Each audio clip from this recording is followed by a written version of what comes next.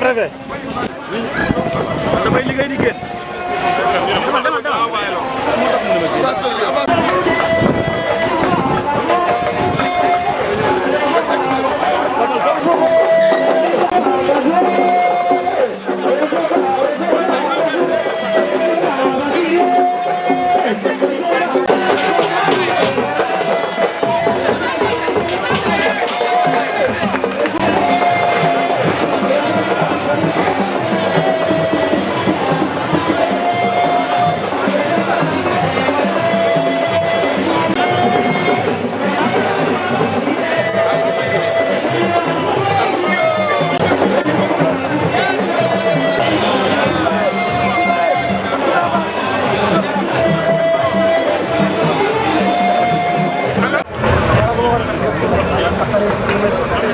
ni mooy final yi mooy démarrer noonu ñu commencé 66 filo yi diggante Fatick ak Kaolack la di nga xam ne mooy Fatick mooy ceinture rouge Kaolack ceinture bleu ñaari xale yi jàppante nañu ndeysaan mais xale yu mën a bëree car macha Allah góor ñaax Fatick ndeysaan ñaari xale yaa ngi bëree ci 66 kilos diggante Kaolack Fatick attention jël na ko fàq na ko mu rëpp attention day daanam du daanu ndeysaan di leen wax ne Fatick lii di individuel bi 100% la def 100% la def ci individuel bi ndeysaan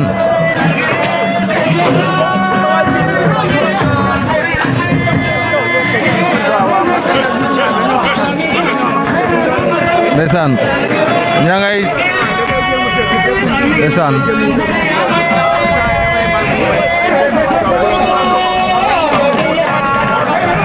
ndeysaan dégg loolu waay woyo waaw waaw diggante Ngor Niakh Fatick attention jël na ko rappel ko da koy daanam déet xale Fatick bi neexut a daan attention Kaolack jël na 66 kilos bi Kaolack jël na 66 kilos bi ndeysaan Fatick ñàkk na première défaite am ndeysaan ma ngoog ndeysaan coach bu Diourbel ki nga xamante ne nii drapeau chef de l'État buñ ko jëlee mën na ne ginnaaw yàlla moom la ndax moo tax xale ci axe buñ ko tey nga doon défendre sa titre coach mais yàlla suñu borom dogal na titre moom rëcc nga mais yaa nga jongat li nga xamante ne mooy 3e place ginnaaw bi xale yi perte li nga xamante ne mooy titre bi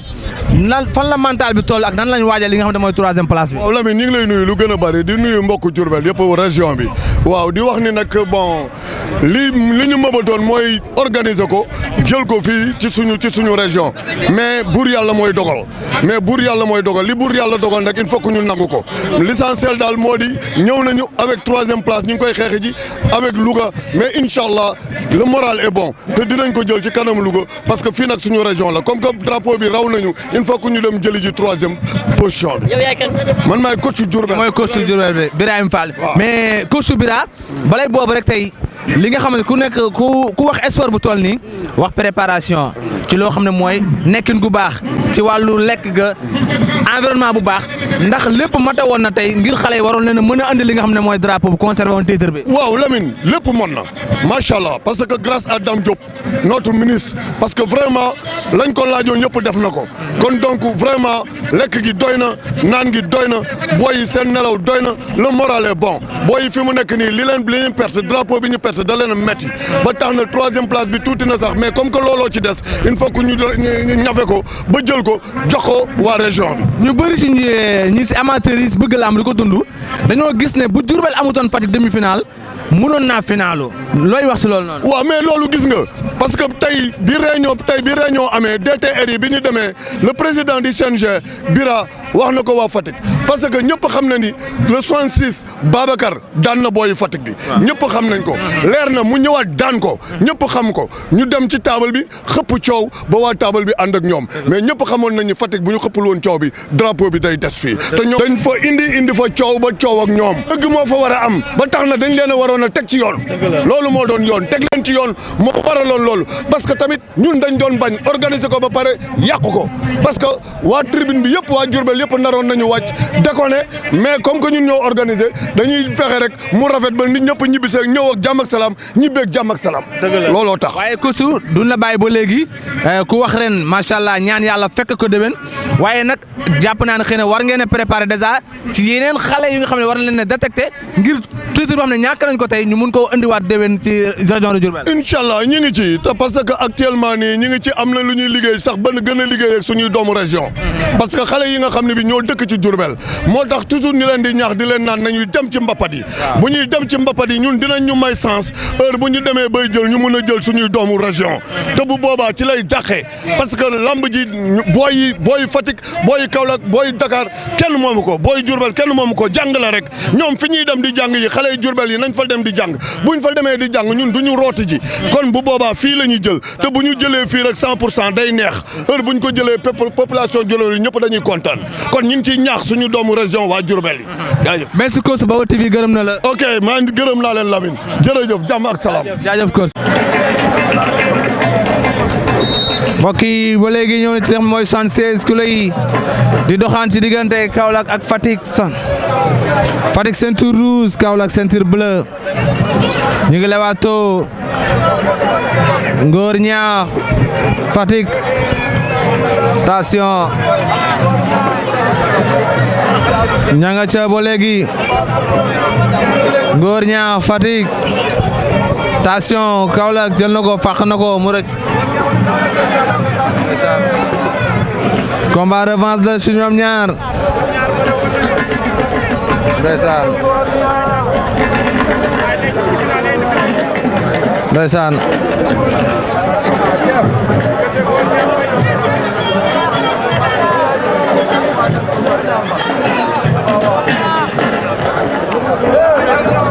jël na ko diggante Ngor Ñaax attention ni ni 76 kilos yi Fatick Kaolack ñoo koy finalu fu mu toll nii ndeysaan Fatick Kaolack ñoo koy finalu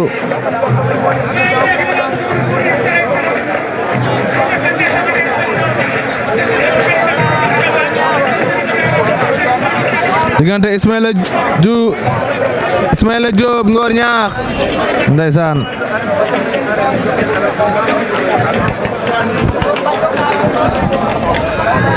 yax na ne combat bi revanche la ndeysaan arbitre atte na leen passivité passivité la di wax ne fii temps bi dafa gàtt 3 minutes la mi-temps 3 minutes mu daal di jeex mooy 6 minutes en tout ndeysaan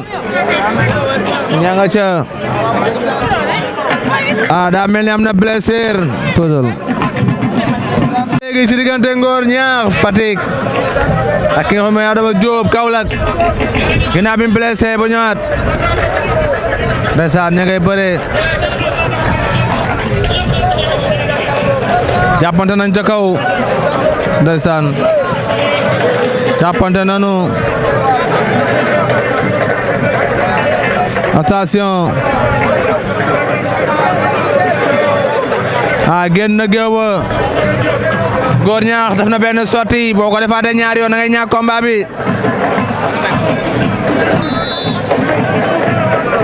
mooy loolu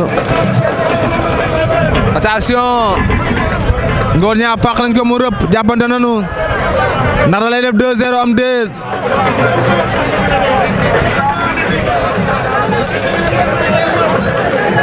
attention ña ngay jàppante génne waat na ko Ngor Ñaax génnaat nga géew bi jógal soo génnaatee da ngay ñàkk combat bi Ngor Ñaax jël amul da nga génn saako yi 2 avertissement pour Ngor Ñaax non da nga juum arbitre sa buri dafa ndànk 2 avertissement la 3 de 2 la dafa ndànk da nga juum dafa juum 2 avertissement la comme arène dafa ndànk 2 la 2 avertissement loolu la d'accord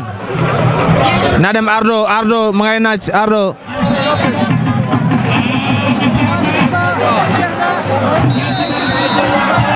non attends est-ce que juumuñu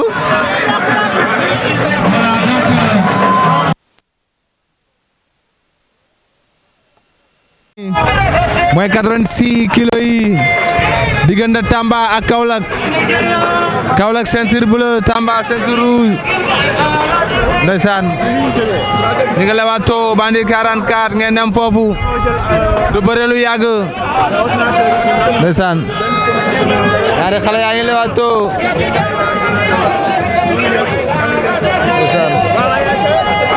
attention fàq na ko mu rëpp ndeysaan génn na ko géebi bandi 40 ans la bandi 40 ans du bëre lu yàgg ndeysaan dem ba léegi loolu lay bëre barki dem ba léegi dégg gut mu ñël ndeysaan catégorie am kenn daanu ko fi ndeysaan bandi 40 ans leen di jaay yëfu bandi 40 ans leen di jaay yëfu bandi attention bu ko may loolu déedéet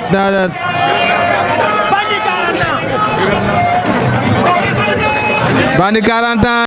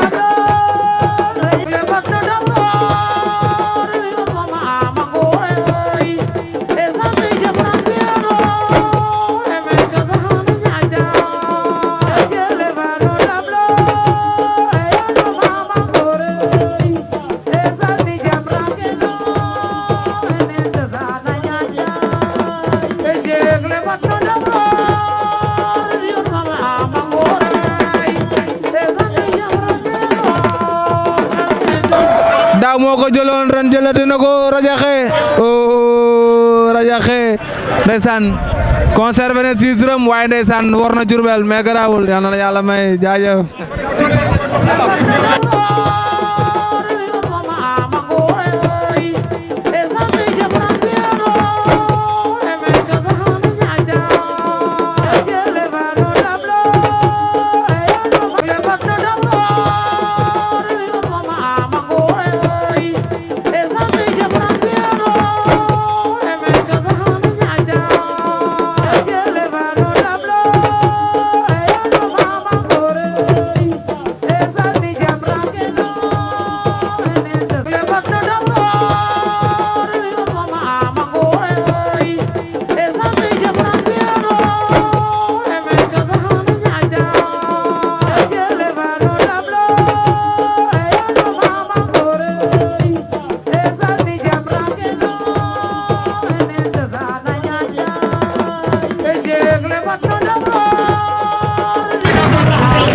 yaakaar naa ne ñu ngi ci plus de 100 kilos yi diggante Serigne Ndiaye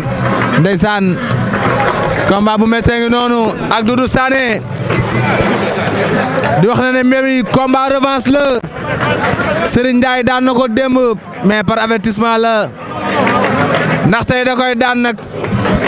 loolu ca kanam la ndeysaan diggante Dakar Fatick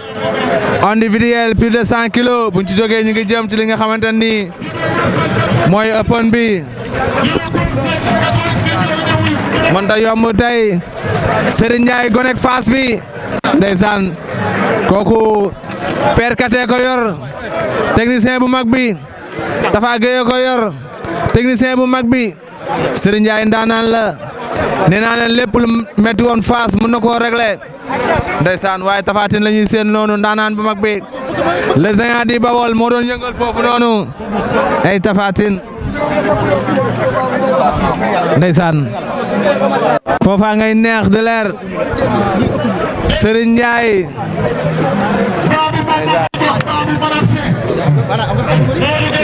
ndeysaan Doudou Sané Serigne Ndiaye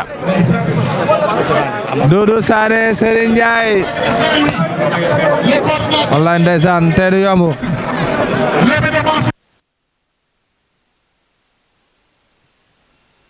yaakaar naa ni kenn ku ci nekk fa nga jógee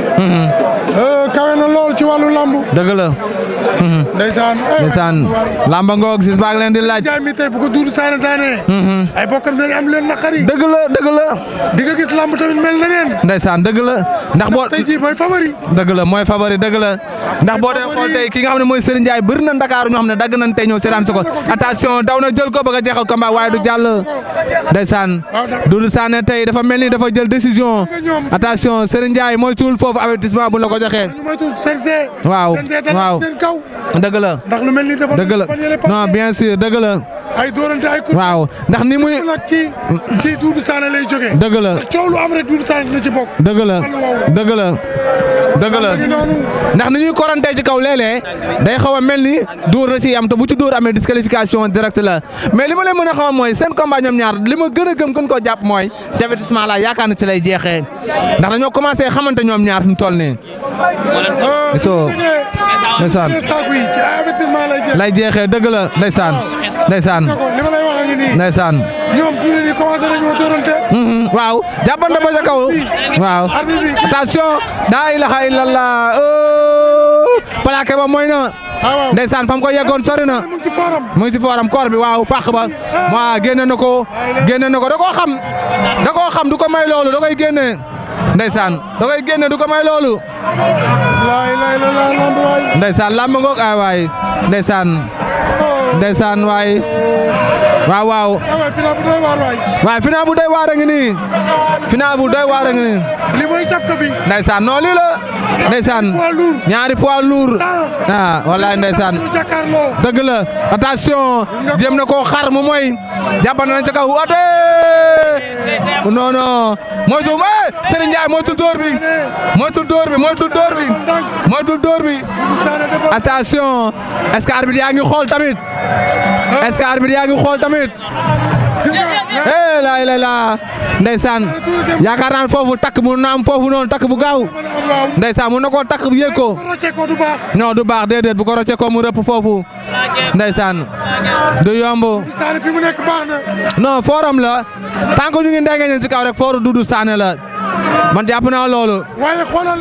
Serigne Ndiaye dafa rasu ràcc waaw Serigne Ndiaye dafa rasu ràcc parce que sànq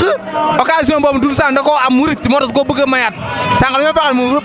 mu bàyyi fi nga xam ne mooy ndengeñ bi xaw koo sentir mu daw rocceeku loolu koy bañ a mayaat mu ngi noonu Serigne Ndiaye fa mu teg tànkam ba ma ngoog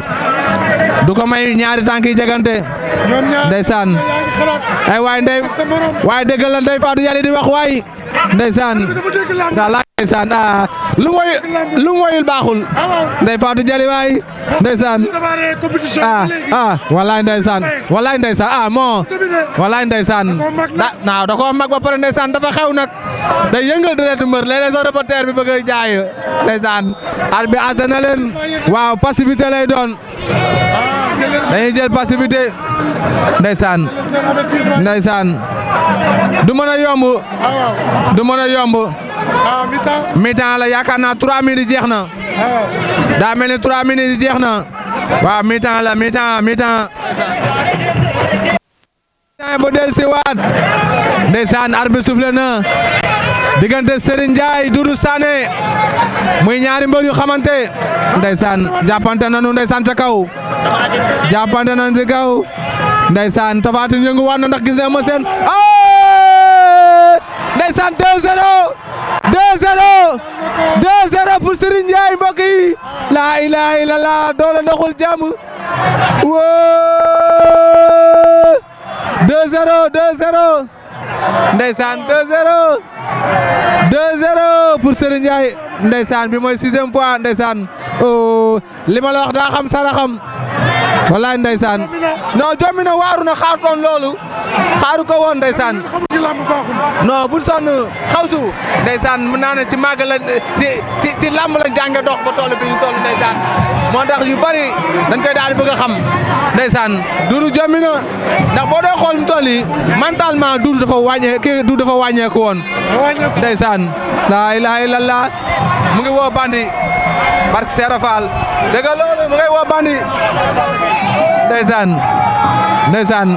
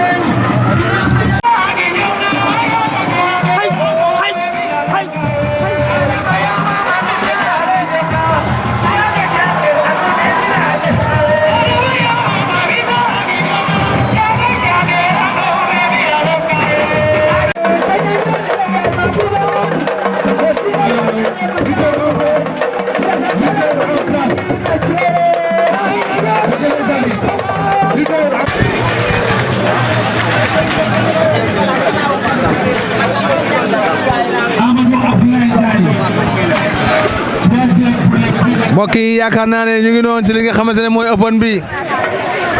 Serigne Ndiaye ngoog encore ragal naa mu def 100% li naan xuuf faal ndeysaan open baa ngi nii nag amatul poids amul dara ku ñeme dugg la woon ba ñoom ñaar ñoo ci des ki xam ne mooy Serigne Ndiaye moo génne Doudou Sané demi-finale ci open bi ndeysaan ña ngay jàppante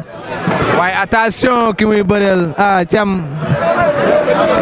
di naanaan la bëre rek lay def ragal naa mën na ko yaax génn bàyyi mu rëpp ndeysaan loolu day yomb dem ci diggante lu rek lan la Serigne Ndiaye nee na baaraam ya non non loolu du yaa koy wax Serigne arbitre xool na ko ba pare du yaa koy wax ndeysaan Serigne a ngi kaas diwu attention bu ko may loolu du combat bi du bëre bi bu ko may loolu ndeysaan juumloo ko soo ko juumloo mënoo ci dara bu ko may loolu ndeysaan jinne lay bëreel xarañ non ku mën a bëre lay bëreel masara ku ay ci punkal sax ndeysaan lamb ji tey mënut a yomb wallaay ndeysaan waaye yaakaar naa Serigne bu génnee si bi amatul ku koy téye day ñëw équipe confirmé mu leer ndeysaan attention yaakaar naa ne fi mu toll nii du kii di Serigne moom daas na 2 millions tegagum ne su ma juumul. ndax catégorie de poids bi mu jël ndeysaan. open bi lu bees. waaw open bi lu bees la 22e édition la am l'histoire retiendra ñu ngi ko commencé fii ci Diourbel ndax li nga xam ne mooy individuel rek lañ daan yem ren ñu yokk ci open ndax dañuy bañ comme ci mbapat yi en général ñooy open nag ku mën sa morom duma la ñu dugal la ñëpp donc drapeau bu am solo la boo ko jëlee tey ñu ne lan open bi njëkk a teg ci histoire drapeau CVSA maa ko njëkk a jël loolu rek yaakaar naa promesse bu am solo la. ndeysaan jàpp naa ni yeneen coppite sax war naa mën a am non dina am incha allahu rabi ndax fi mu toll nii CNG fi ne day jéem a xalaat di changer di innover loolu moom yaakaar naa attention daay la mboot ba Serigne du la arrangé Serigne mboot ba laay la ndeysaan ma di la wax ne ndeysaan waaye nag gis nga Serigne malgré poids bi mu am yëpp dafa tëlewul bëre nag ndax lii mu de nii non si waaw daa fooy bëre ndax nag xale bi daa bëri doole. am na doole ci keppaaru Fass laa màggee ci keppaaru ki nga xamante ne mooy Tafa Gueye laa màggee boo mënut a bëre dana la ko laaj ndeysaan ay waay ña nga ca ndeysaan ña nga ca du yomb ndeysaan passivité da ngay jël avertissement ndeysaan nee nañ ko mu def arbitre sifflé wax na avertissement verbal la mujjee am foofu noonu ndax séddale bi daa tàkkee ko woon ndeysaan di wax rek ne doomu Njaareem mooy arbitre combat bi muy Matar Diouf ndeysaan attention mi-temps ndeysaan mi-temps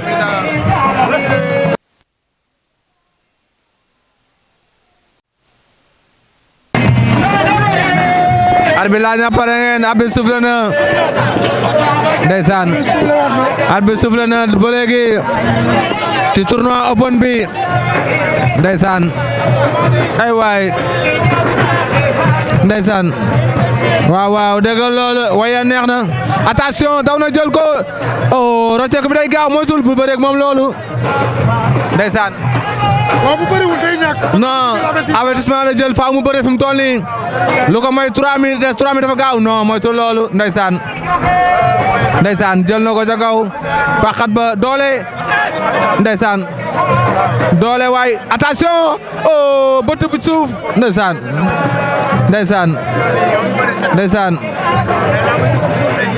ña ngay bëre ndeysaan waaw non fi mu toll nii final lañ nekk nag yu caaxaan yooyu mënut a tax ñu jeexal combat bi ci avertissement ndeysaan waaw aca bëre 3 minutes dafa gaaw waaw loolu laa ragal avertissement parce que ki nga xam ne mooy Serigne Ndiaye nanguwul a jël risque ndax différence de poids bi ci am day joué ci moom da ciy faible ci côté boobu ndeysaan soufflé nañu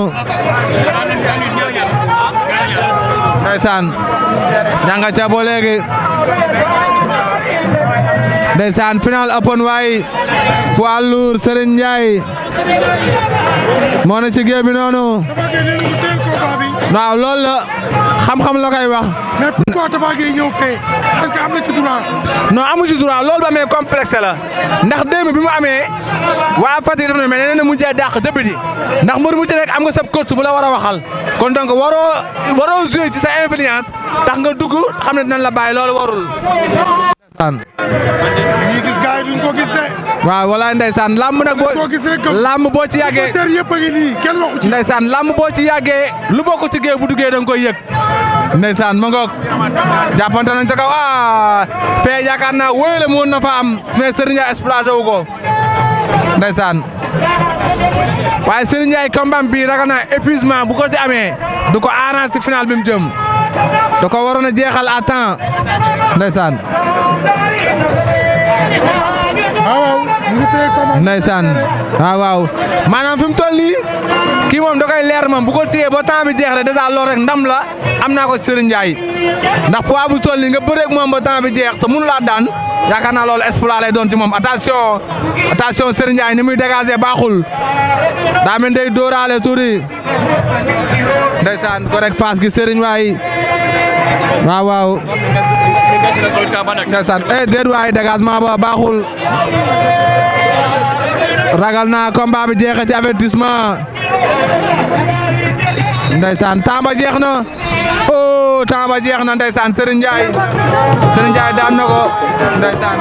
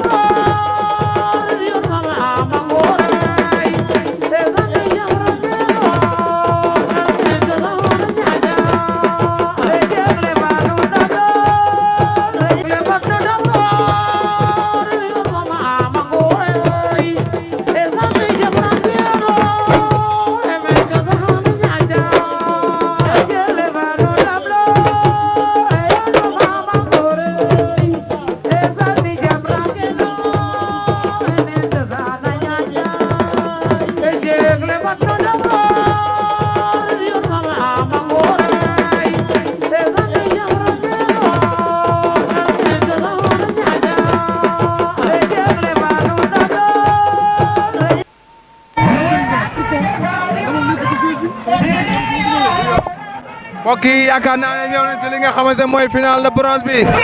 diggante Diourbel ak ki nga xam ne mooy Louga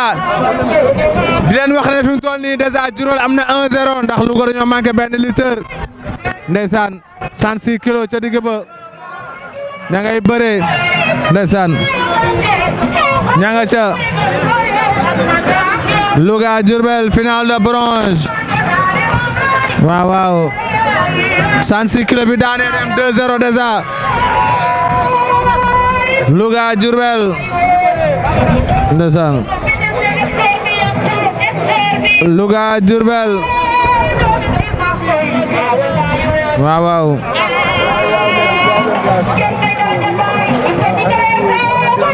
ndeysaan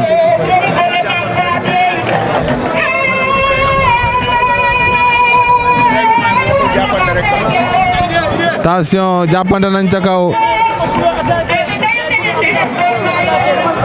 jàppante nañu ca kaw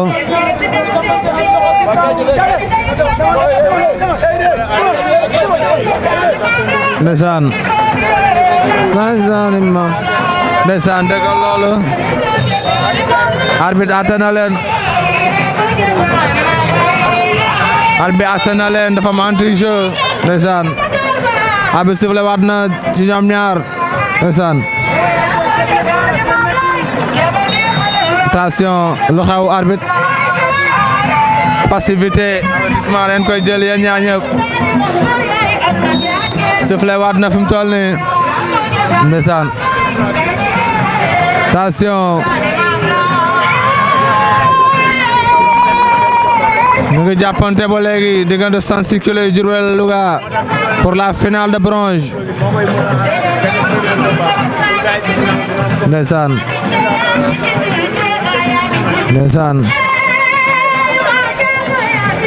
revanche la parce que daan na ko démb ndeysaan fàq na ko mu rëcc ñu séddoo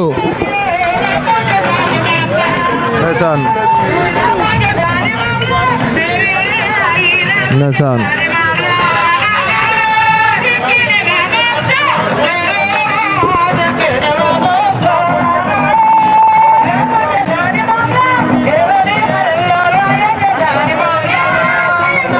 attention wiite na ko mu rëcc fàqat na ko encore mu ngi koy manœuvrer fi mu toll nii ndeysaan ña nga cay bëre ba léegi mosul 1-1 bi ndeysaan mi-temps ba jeex na mi-temps nanu 3 minutes jeex na mi-temps nan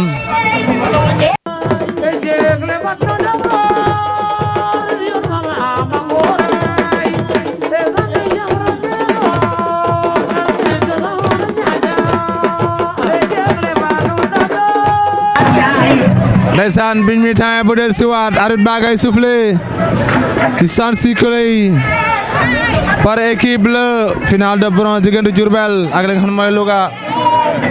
ndeysaan ñu ngi lewaatoo bu gaaw ndeysaan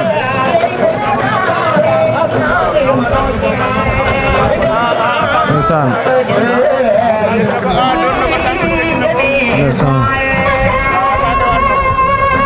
ndeysaan jàpp na loxo bi da lay braqué nga ñëw ndeysaan foofu du baax attention daan na ko oh fi mu toll nii 1-1 la ndeysaan 1-1 fi mu toll nii Louga 1 Diourbel 1 partout comme ça lamb noonu la ndeysaan waaw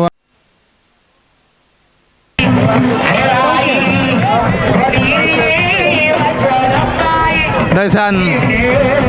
ba léegi ci final de bronze bi diggante Diourbel ak Louga fi mu toll nii moom tembo nañu 1 partout ndeysaan 1 partout ku daan ci 76 kilos bi da ngay bëgg a démarqué wu attention 76 kilos diggante Diourbel Louga ndeysaan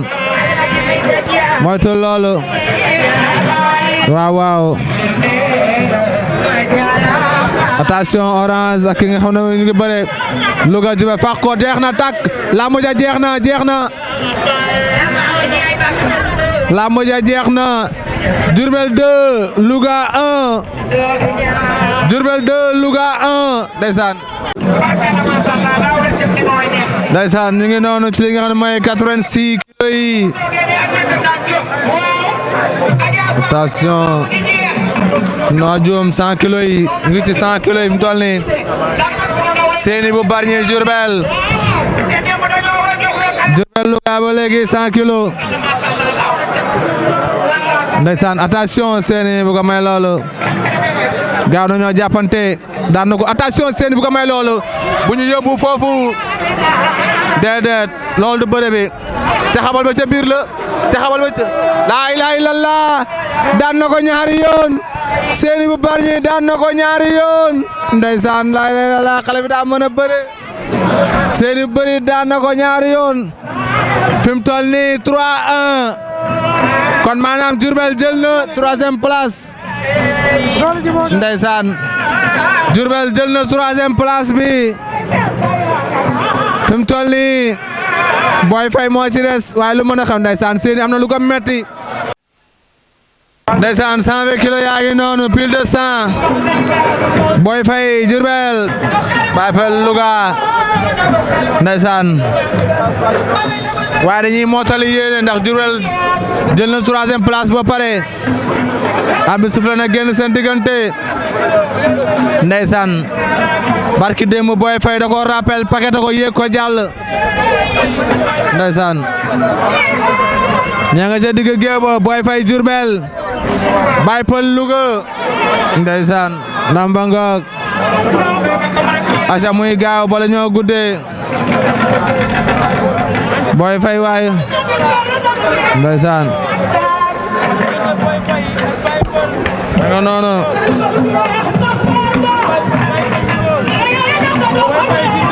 ndeysaan ña nga ca géew ga di lewato ba léegi damante baaram bàyyi ar bi asana leen passivité temps bi amul xaar dañoo yàkkamti ndeysaan abi sufle waat na génn seen diggante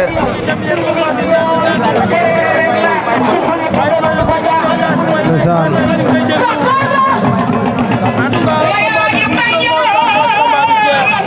attention Boy Faye yor na bàyyiwaat daw na jël ko ndeysaan Boy Faye jël na ko attention Boy Faye jël na ko laa ilaaha illallah Boy Faye da koy tuuram déet Boy Faye da koy tuuram déet attention Boy Faye 3e appui bi la bëgg a teg 3e appui bi la bëgg a teg ndeysaan da ko bëgg a buddeem déet ndeysaan bul ko buddi nooju ko mu toog jeex na ndeysaan Boy Faye daanaat na ko Boy Faye am na lu ko metti barke alxuraan ndeysaan Boy Faye jooy na ndeysaan xelam dem na ci daaw ba muy jël final bi ci Thiès ndeysaan tey mu perdre ko am 3e place waaye lamb noonu la da ngay mos jox sa morom mos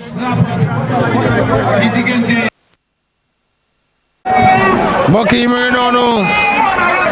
fi mu toll nii ñu ngi ci cappaandaw li final baa ngoog diggante Fatick Dakar la ragal naa ne bu fekkente ni Fatick dafa nar a am sens 106 la ko mën a amee a li nga xam ne mooy 116 waaye bu ko ñàkkee foofu li ci kaw day diis ci moom ndeysaan ma ngi noonu ñu ngi ci 66 kilos yi ndeysaan ar baa ngi leen di demandé ndax pare nanu abi laaj na leen soufflé nanu ndeysaan 66 kilos góor ñaax wala ndeysaan ñu ngay lewaatoo ñaari xale yaa ngi lewaatoo attention ndeysaan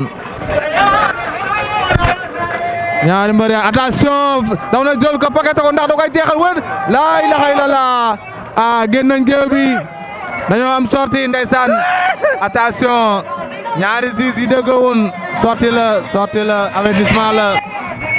avertissement lay jël foofu ndeysaan avertissement lay jël foofu mais combat bi du yomb ndeysaan bi sifflé waat na ndeysaan ñu ngi lewaatoo waaw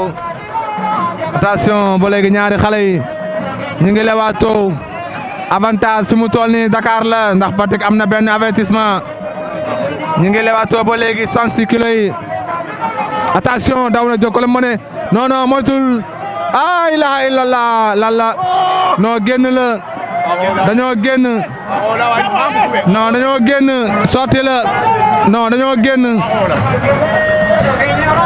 nañu géew bi yaakaar naa ne avertissement lay doon dañoo génn ndeysaan dañoo génn enceinte bi den wax ne du saaku yi avant saaku yi am na benn rëdd bu ne foofu noonu loolooy problème bi bu leen xool saaku yi moo tax gisoo sorti la jël amul non ndeysaan attention jëlaat na ko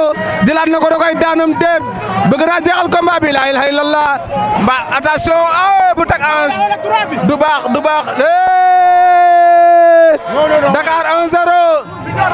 Dakar 1-0 Dakar 1-0 waaye ragalaat naa recours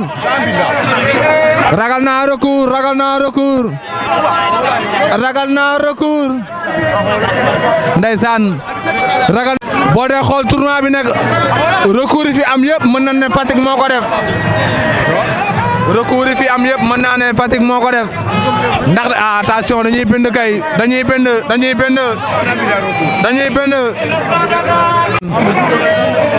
dañuy dugalaat recours comme fi doon dañuy taxaw xaar faaw ñu arrêté compétition bi xaar ba xam nan la sud bi mujj ndeysaan yaakaar naa ne lépp lu naqari woon Fass ci lamb Serigne Ndiaye mën na ko fayu fi mu toll nii ndeysaan Serigne Ndiaye waay ndeysaan ordinateur ndeysaan Serigne Ndiaye ngo xale Fass bi Amadou Kati Diop moo ko andi ak Tafa Gueye Dakar daa gëj a jël drapeau chef de l'État moo tax fi mu toll nii soxla na ko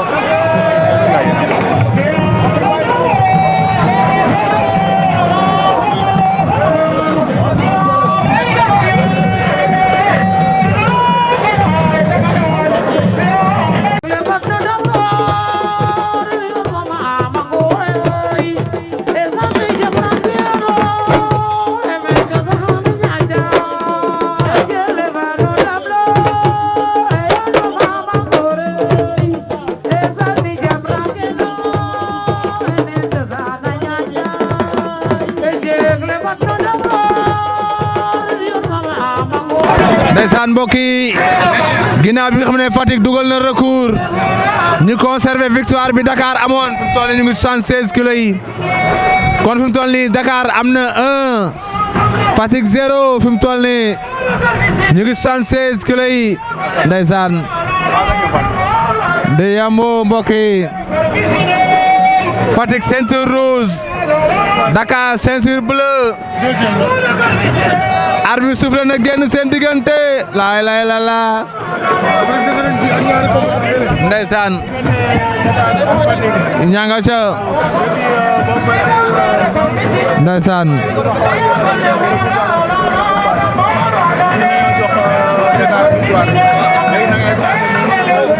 ndeysaan ngay lewato noonu diggante Fatick ak Dakar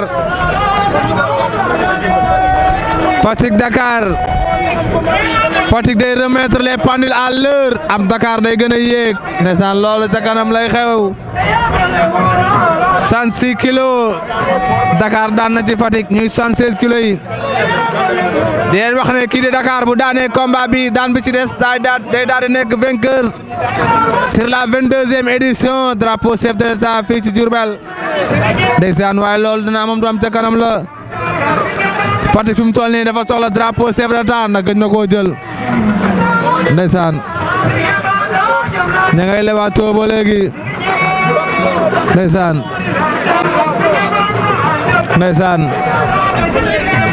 ña ngay bëre bu gaaw attention jël na ko mu bañ jël na ko suuf mu bañ waaye ndeysaan takk na ko ca kaw bañ na takk na ko mu bañ jëm na ko witte mu bañ ndeysaan mën nga kaa fàq mu rëb foofu noonu ndeysaan ba léegi ñaari xale yaa ngi bëre ba gaaw na bëre ba ña ngay bëre bu gaaw ndeysaan attention seddoo nanu arbi atte na leen nee na leen ñu ñëw ci digg géew bi waa déet waay arbitre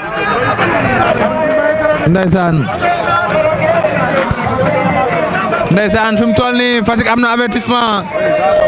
avantage pour Dakar waaw non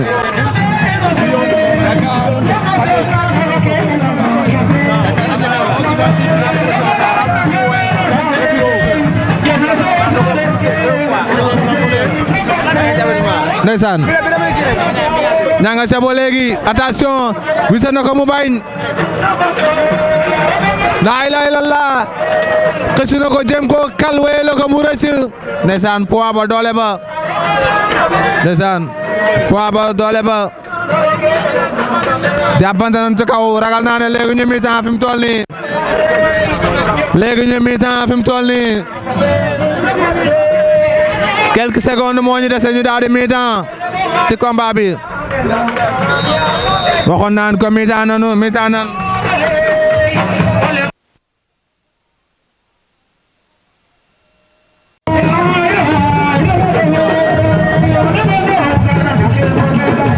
ndeysaan ginnaaw bi ñu mi-temps bi dellusiwaat nan diggante Dakar ak Fatick 76 kilos fi mu toll nii Dakar moom avantage ndax Fatick am na benn avertissement bu temps bi continuer noonu Dakar day gagné Fatick ci combat bi ndeysaan lewaatoo ba gaaw na yaakaar naa ne xanaa coach si ñu ngi ciy bàyyi xel ndeysaan 116 kilos bi sànq avertissement la perte ndeysaan attention jël na ko mu bañ takk na ko bal ko mu segi la déet waay ñu ngay bëre ba gaaw na ndeysaan waaw jël na ko suuf fii day jeex penalty kenn du ko raté day jeex laa ilaha illallah xale bi génn na ca laa ilaha illallah ndeysaan xale yaa ngay bëre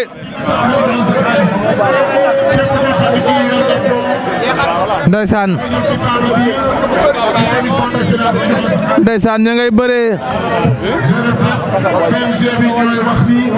ndeysaan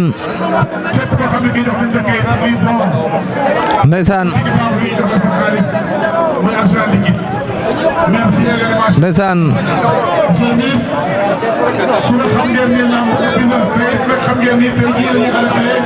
attention la ilaha illallah ñaari xale yaa ngay bëre waaye yaakaar naa ne mbëru Dakar fi mu toll nii jaratul muy def yenn effort yi parce que am nga avantage ndeysaan ña ngay bëre ragal naa 2-0 pour Dakar li des si temps bi fi mu toll nii bëreetul bu matee 1 minute ci la yem bu matee 1 minute ci la yem attention taf ba o moo na ko wër ndam mu gaaw ndeysaan ndeysaan 116 kilos du yomb bal na ko ca kaw bëre Fatick da nga war a bëre temps bi des bëriwul ndeysaan attention mbot ba laa ilaaha illallaah la ba sori ndeysaan du yomb fi mu toll nii Serigne Ndiaye mu wut la taxaw ndax daa bëgg a tàllal Serigne Ndiaye dafa bëgg a tàllal am ñetti victoire am taxawee na lay xaar ndeysaan jàppante nañ ci kaw si kanam tuuti na leen tàqale def avertissement ndeysaan ña ngay bëre ba léegi ndeysaan fi mu toll nii dañuy puusante bëre sunu ana coach Fatick bi war naa wax ak mbërëm temps baa ngay jeex mbëru Fatick bi ana coach am temps baa ngay jeex attention mbëru Fatick bi bëreel nga ñàkk wala nga daan ndeysaan attention ña nga ca suuf deux appuis laay la mbëru Dakar nekkal nante conservel temps ba jeex na 2-0 pour Dakar 2-0 pour Dakar la ilaha illallah 2-0 pour Dakar oh ndeysaan mbër mi comprendre 2-0 pour Dakar ndeysaan 2-0 fi mu toll nii waxoon naa leen ko 2-1 lañ jëm ndax xam naa ne 78 kilos yi bandi 40 ans day assuré combat am léegi mu nekk 2.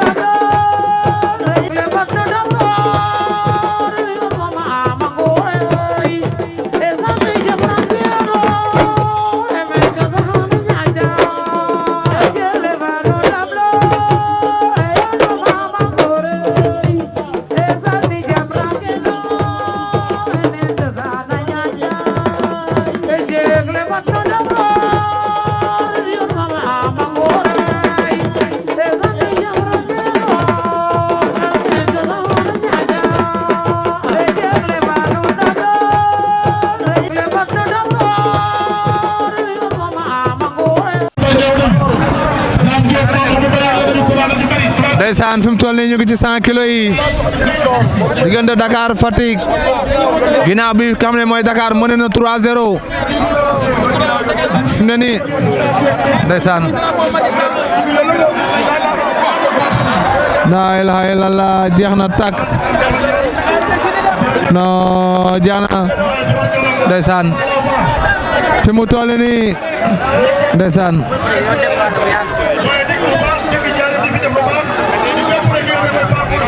ndeysaan